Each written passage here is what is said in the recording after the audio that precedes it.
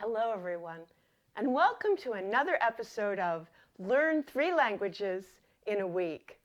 I'm your host, Professor Smarty, and you can believe everything I say. Why? Because I'm on the internet. All right, let's get started with our first language, which is really fun and interesting. That's the Czech language, which is spoken by practically everyone in Bohemia, Moravia, and parts of Lower Silesia. So let's get started with our first sentence. Are you ready? Repeat after me. Sturch prst, skr skirk. One more time. Sturch prst, skr skirk. Wow, that was really good.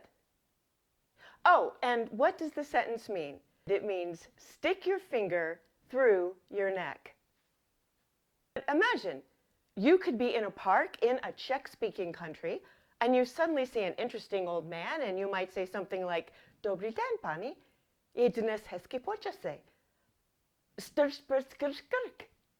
Good morning, sir. Lovely weather today. Stick your finger through your neck.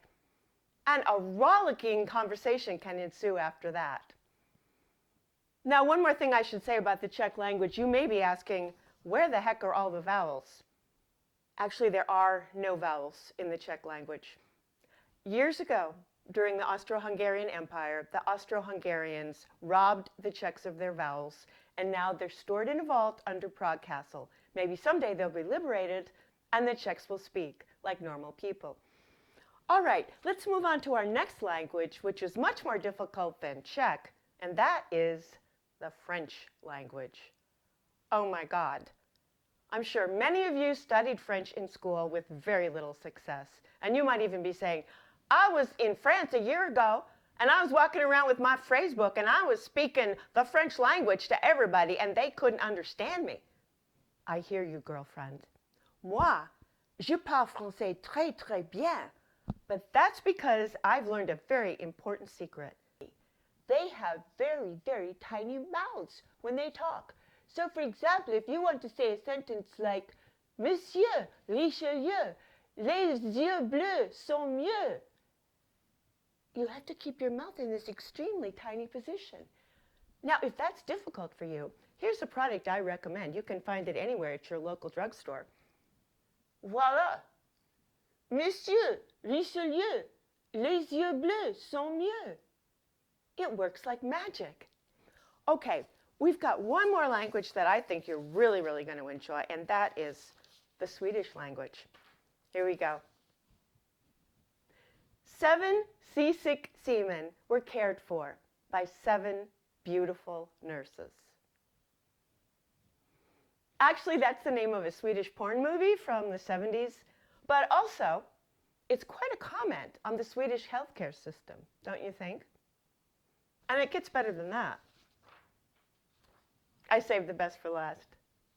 2200 huti juhu huahuka huamen hulide sina smutiga trojer ishun. 7,777 sick seamen rinsed their filthy shirts in the sea. Don't you love Sweden? It's not just a nation. It's a decontamination. So I'm just going to give you a little preview for the language next week, which is Estonian. Watch out for those umlauts, everybody. And in case you've got a fear of umlauts, I can give you a little tip here. All you need to do is install these handy umlauts right over your mouth. And if you're traveling anywhere in Sweden or the Baltic states, they'll understand you immediately. All right, see you next week. Remember, this is Professor Smarty, and you can believe everything I say, because I'm on the internet.